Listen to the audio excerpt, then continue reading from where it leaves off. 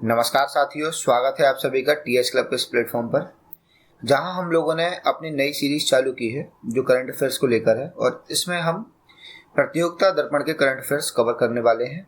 हमारा पहला part channel पर आ चुका है और आज हम दूसरा पार्ट डिस्कस करने वाले हैं जिसका नाम है नवीनतम सामान्य ज्ञान। तो स्टार्ट करते हैं कि पहला ही हमारा टॉपिक है JWST यानी जेम्स वेब स्पेस टेलीस्कोप। इसे बनाया किसने है? कनाडियन स्पेस एजेंसी और यूरोपियन स्पेस एजेंसी के द्वारा बनाया गया है और इसे 25 दिसंबर 2021 को लॉन्च किया जाना है। ये विश्व के सबसे बड़े टेलीस्कोपों में से माना जाता है और इसका नाम क्या है? James Webb space telescope. हमारा अगला टॉपिक है कि कुछ नियुक्तियां की गई हैं इस महीने में, जैसे कि श्री संजीव मेहता जी को फिक्की का नया अध्यक्ष बना दिया गया है। वहीं मोहित जैन जी को क्या किया गया है? इंडियन न्यूज़पेपर सोसाइटी का चेयरमैन बना दिया गया है। और ये इस पद पर पहले कौन था?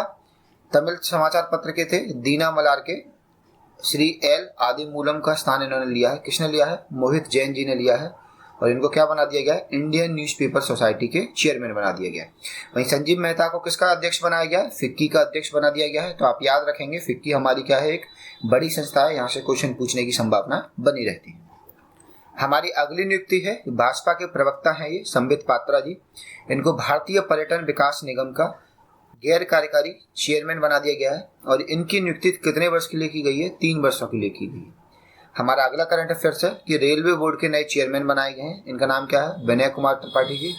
वैसे इनका कार्यकाल 30 जून 2022 तक था, लेकिन वर्तमान में 6 माह का विस्तार कर दिया गया है। और ये कब तक कार्य करेंगे? वो अपने पद पर 31 दिसंबर 2022 तक कार्य करेंगे।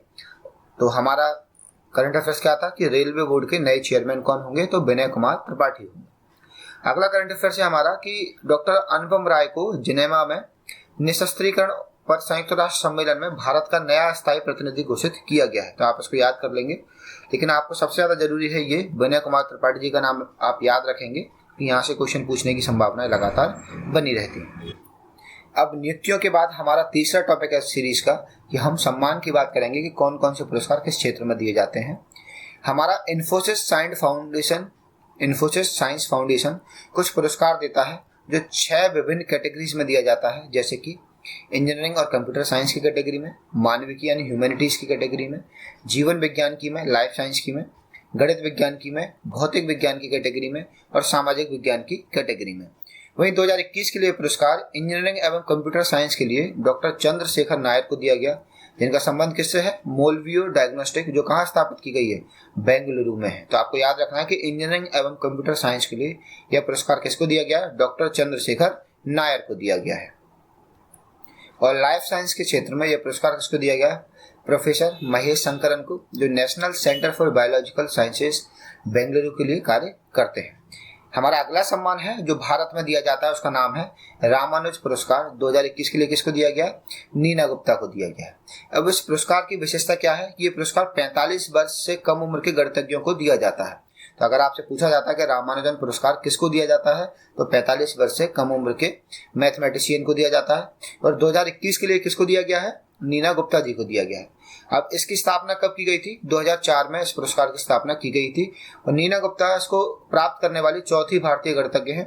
और नीना गुप्ता को पहले भी शांति स्वरूप भटनागर पुरस्कार दिया जा चुका है। हमारा अगला करंट अफेयर्स है कि पत्रकारिता के क्षेत्र में रामनाथ गोयनका पुरस्कार दिया जाता है। ये 2 क्षेत्रों में दिया जाता है, हिंदी प्रिंट मीडिया के लिए और तथा ब्रॉडकास्टिंग के लिए। प्रिंट मीडिया के लिए किसको दिया गया है? दैनिक भास्कर के संवाददाता है हमारे श्री आनंद चौधरी जी, इनको प्रिंट मीडिया के लिए दिया गया है। और ब्रॉडकास्टिंग के लिए किसको दिया गया है? एनडीटीवी के पत्रकार हैं हमारे सुशील मोहपात्रा जी को दिया गया है। और ये दूसरा अवसर है जब सुशील मोहपात्रा जी को ये रामनाथ गोयनका पुरस्कार दिया गया है। अगला पुरस्कार है हमारा जमनालाल बजाज पुरस्कार। ये क्या दिया जाता है? क्रिएटिव वर्क्स के लिए दिया जाता है और ये 2021 में किसको दिया गया है? छत्तीसगढ़ के धर्मपाल सैनी को दिया गया है। यानी कि 2021 में क्रिएटिव वर्क्स के लिए कौन सा पुरस्कार दिया गया है? जमनालाल बजाज। और किसे दिया गया है? तो धर्मपाल सैनी को दिया गया है। हमारी अगली न्यूज जो काफी इंपोर्टेंट रहने वाली है आने वाले पेपरों के लिए कि भारत की तीसरी महिला मिस यूनिवर्स बनी है। कौन है? इनका नाम हरनाज संधू है। ये कहाँ की निवासी हैं? चंडीगढ़ की निवासी हैं और इन्होंने 2021 में मिस यूनिवर्स का खिताब जीता है। और ये कौन से नंबर की मिस यूनिवर्स बनी है भारत के लिए? तो ये तीसरी महिला बनी है।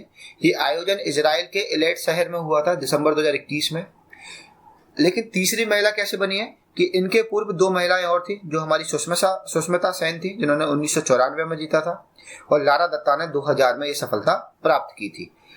और हमारे यहाँ हरनाज संधू को जो ताज पहनाया था वो मैक्सिको के आंद्रेया मेजा ने पहनाया था, क्योंकि पिछले वर्ष कौन बना था? आंद्रेया मेजा मिस यूनिवर्स बनी थी। और इसमें यह परंपरा है कि पिछले वर्ष की जो मिस यूनिवर्स बनती हैं वो अपनी इस परंपरा को अगले व्यक्ति को सौंपती हैं। तो 2021 में किसको बनाया गया मिस यूनिवर्स? हरनाज संधू को बनाया गया है। तो ये आपके लिए काफी हाईलाइटेड प्रश्न रहने वाला है। आप जितने भी एग्जाम देंगे उनमें ये प्रश्न आपको दिखाई देगा।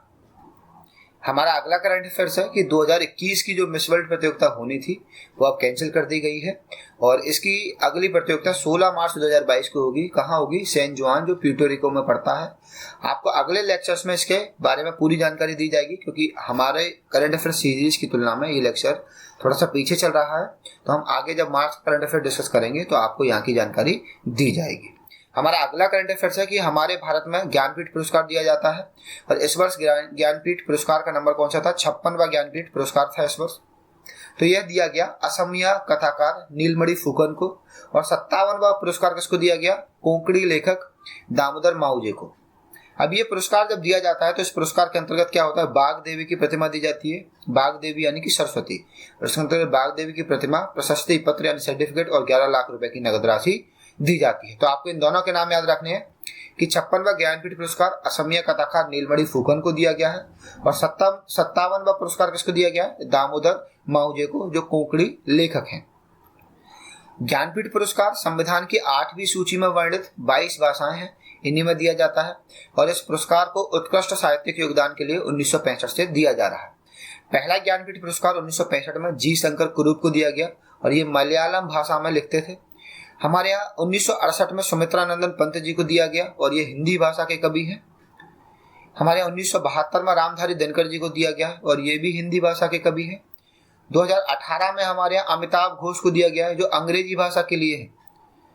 और हमारे 2019 में अक्कितम अच्युतम नंबूदुरी को दिया गया है, ये हमारे यहाँ मलयालम के कवि हैं।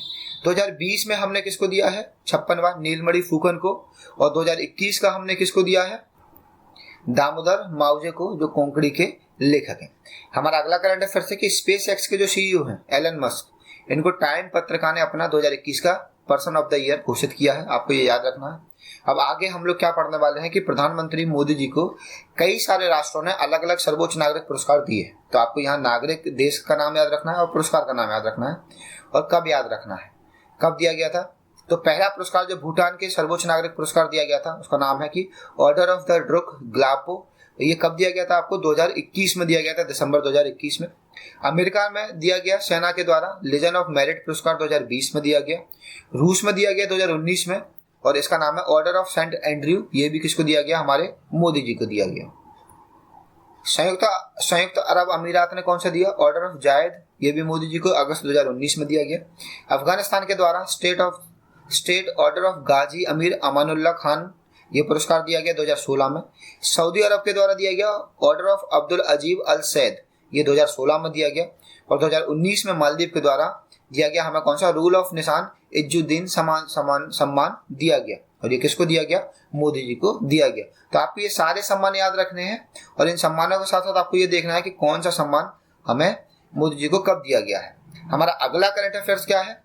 और अगले करंट अफेयर्स में हमने पर्यावरण की संस्था देखेंगे। पर्यावरण संस्था एक संयुक्त राष्ट्र पर्यावरण कार्यक्रम, इसके तहत चैंपियन ऑफ द अर्थ पुरस्कार दिया गया 2018 में मोदी जी को।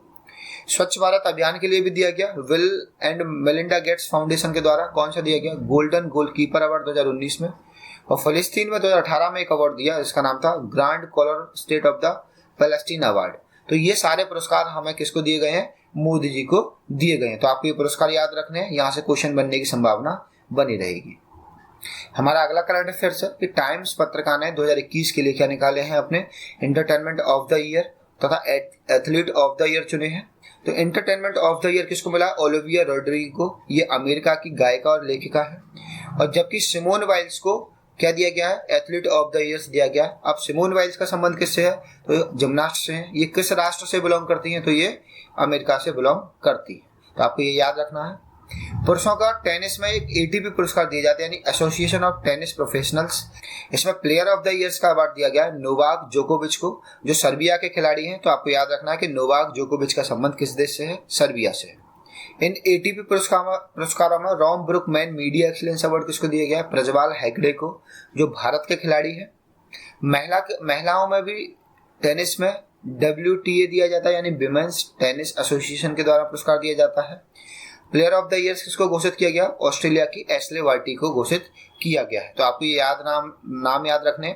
एशले वार्टी का नाम आप हमेशा पढ़ेंगे, महिला टेनिस की ये प्रमुख खिलाड़ी है। अगला पुरस्कार है हमारा हिंदी भाषा के लिए दिया जाने वाला साहित्य अकादमी पुरस्कार, और ये 2021 के लिए किसको दिया गया है? दया प्रकाश सिन्हा को दिया गया है। और किस रचना के लिए दिया गया है? उसका नाम है अशोक। तो आपको याद रखना है अशोक किसकी रचना है? दया प्रसाद सिन्हा की रचना है। अंग्रेजी भाषा के लिए किसको दिया गया है? ये नमिता गोखले को दिया गया है, और जिनका उपन्यास क्या है? Things to leave behind. तो आपको ये दोनों पुस्तकें याद रखनी है। पेपर में डायरेक्ट पूछ लिया जाता है कि अशोका के लेखक कौन है? तो दया प्रकाश सिन्हा है। इन्हें कौन सा पुरस्कार दिया गया है? साहित्य अकादमी पुरस्कार दिया गया है। फिर पूछा जाएगा थिंग्स टू लीव बिहाइंड के लेखक कौन है? तो नमिता गोखले हैं। इन्हें क्या दिया गया? इन्हें भी साहित्य अकादमी पुरस्कार दिया गया है। आपको ये याद रखना है।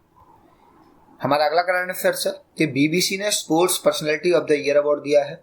ये किसको मिला है? 19 वर्षीय एक एम्मा रादुकानु है, उनको दिया गया है। अब इनको क्यों दिया गया है? क्योंकि इन्होंने हाल ही फिलहाल में अमेरिकी ओपन महिला टेनिस खिताब जीता था। दूसरा करंट अफेयर्स हमारा एथलेटिक्स के लिए ही उत्कृष्ट प्रदर्शन करने के लिए वर्ल्ड एथलेटिक्स पुरस्कार दिए जाते हैं, और ये किसको दिया गया है? भारत की लंबी कूद की प्रसिद्ध खिलाड़ी हैं अंजू बॉबी जॉर्ज। तो आपको ये याद रखना है क्योंकि इसका संबंध किससे है? भारत से। तो आपको याद रखना है अंजू बॉबी जॉर्ज किस खेल से संबंधित है? लंबी कूद से। और इन्हें क्या दिया गया? वुमेन्स ऑफ द ईयर दिया गया। किसके लिए? 2021 के लिए। अगला पुरस्कार हम लोग जो पढ़ने वाले हैं वो नॉर्वे के कार्स्टन बारहोम को दिया गया पुरुषों के लिए, और जमैका की इलन थॉम्स को दिया गया महिलाओं के लिए। और ये हमारे 2021 के और 2021 के क्या है? सर्वश्रेष्ठ एथलीट्स हैं वर्ल्ड के। कौन कौन है? नॉर्वे के कार्स्टन बारहोम तथा जमैका की इलन थॉम्सन। आपको ये दोनों याद रखने हैं। अगला करंट अफेयर्स हमारा रिलेटेड है किससे? निधन से। कि कुछ ऐसे व्यक्ति जिन्हें हमारे विश्व ने खोया है, जैसे कि एक टीवी पत्रकार है जिनका नाम है विनोद दुआ। इनका निधन दिसंबर 2021 में हुआ है। तो आपको याद रखना है कि विनोद दुआ का संबंध किस क्षेत्र से? तो पत्रकारिता के क्षेत्र से इनका संबंध रहा है। अगला निधन जो है वो डेसमंड टूटू का हुआ है। अब इनका संबंध क्या है? ये दक्षिण अफ्रीका में रंगभेद के लिए इन्होंने क्या किया है? कार्य किया है। मानव अधिकारों के लिए भी इन्होंने कार्य किया है, और इनका निधन 26 दिसंबर 2021 को हुआ है। तो आपको ये याद रखना है कि डेसमंड टूटू कहाँ से संबंधित है? दक्षिण अफ्रीका से संबंधित है, और इन्होंने रंगभेद के लिए कार्य किया है, मानव अधिकारों के लिए भी कार्य किया है। डेसमंड टूटू को 1984 में नोबेल शांति पुरस्कार दिया गया, तथा भारत ने 2005 में इन्हें कौन सा पुरस्कार दिया? गांधी शांति पुरस्कार दिया गया। तो आपको डेसमंड टूटू याद रखना है कि दक्षिण अफ्रीका के हैं। इन्हें 1984 में नोबेल शांति पुरस्कार दिया गया था, तथा भारत ने 2005 में गांधी शांति पुरस्कार इन्हें दिया है। हमारा अगला करंट अफेयर्स है, यानी कि हमारा अगला निधन है मलयालम फिल्मों के प्रसिद्ध निर्देशक, जिनका नाम था क्या था? एस सेतु माधवन इनका नाम था। तो इनको याद रखना कि एस सेतु माधवन किससे संबंधित है? मलयालम फिल्मों के निर्देशक थे। उड़ीसा के प्रसिद्ध शिक्षक नंद किशोर पृष्टि का भी निधन हुआ 7 दिसंबर 2021 को। तो आपको याद रखना है कि नंद किशोर पृष्टि कौन थे? प्रसिद्ध शिक्षक रहे हैं। कहाँ से रहे हैं? उड़ीसा के। हमारा अगला करंट अफेयर्स है कि हम कुछ महत्वपूर्ण वर्ष, दिवस और सप्ताह पढ़ने का प्रयास करेंगे, जहां से हर पेपर में क्वेश्चन लगातार पूछे जा रहे हैं। अभी ये जो हमारा करंट अफेयर्स का सेगमेंट है वर्ष, दिवस, सप्ताह का, यहाँ से वनडे एग्जाम्स में क्वेश्चन पूछे जाते हैं। तो याद रखना, प्री के लिए बहुत जरूरी सेक्शन है ये। 1 दिसंबर को विश्व एड्स दिवस मनाया जाता है। 2021 की थीम क्या रखी गई थी? एंड इनइक्वालिटीज एंड एड्स, यानी कि असमानता को खत्म करना है और एड्स को खत्म करना है। 3 दिसंबर मनाया जाता है दिव्यांग जनों के अंतर्राष्ट्रीय दिवस के रूप में। 4 दिसंबर को हम लोग नौसेना दिवस मनाते हैं भारत में। 5 दिसंबर को हम लोग विश्व मृदा दिवस मनाते हैं, और इसकी थीम कौन सी रखी गई थी? Hard soil salinization, enhance soil productivity, यानी कि हमें मृदा की उत्पादकता को बढ़ावा देना। 10 दिसंबर को हमारे यहाँ अंतर्राष्ट्रीय मानव अधिकार दिवस मनाया जाता है। और मानव अधिकार दिवस कब चालू किया गया था? तो इसकी घोषणा की गई थी 10 दिसंबर 1948 को। इसी दिन हम लोग क्या करते हैं? मानव अधिकार दिवस मनाते हैं। 16 दिसंबर को हम लोग विजय दिवस मनाते हैं, और ये विजय दिवस किस उपलक्ष्य में मनाया जाता है कि 1971 में भारत पाकिस्तान का युद्ध हुआ था, जिसमें भारत की विजय हुई थी। तो इस विजय की स्मृति में हम लोग विजय दिवस मनाते हैं। हमारा अगला दिवस है 20 दिसंबर, इसको हम विश्व मानव एकता दिवस के नाम से मनाते हैं। और हमारा अगला दिवस 22 दिसंबर, जिसे हम राष्ट्रीय गणित दिवस के नाम से मनाते हैं। हमारे आखिरी कुछ 3 दिवस बचे हैं। जैसे 23 दिसंबर को हम राष्ट्रीय किसान दिवस मनाते हैं। इसको याद कर लेना। क्यों याद करना है? क्योंकि 2022 तक सरकार ने घोषणा की थी कि वो किसानों की आय दुगनी करने वाली है। तो हो सकता है इस साल आपसे क्वेश्चन पूछे कि राष्ट्रीय किसान दिवस किस तिथि को मनाया जाता है, तो 23 दिसंबर को मनाया जाता है। 24 दिसंबर को राष्ट्रीय उपभोक्ता दिवस मनाया जाता है। 25 दिसंबर को हम लोग भारत रत्न महामना मदन मोहन मालवीय जी की जयंती मनाते हैं। और उसी दिन हम लोग सुशासन दिवस भी मनाने का कार्य करते हैं। हमारा अगला करंट अफेयर्स है जो 2022 को प्रमुख रूप से अलग अलग वर्ष घोषित किए गए हैं। जैसे कि सतत विकास हेतु बुनियादी विज्ञानों का अंतर्राष्ट्रीय वर्ष घोषित किया गया है। परंपरागत मत्स्यिकी और मत्स्य पालन का अंतर्राष्ट्रीय वर्ष घोषित किया गया है।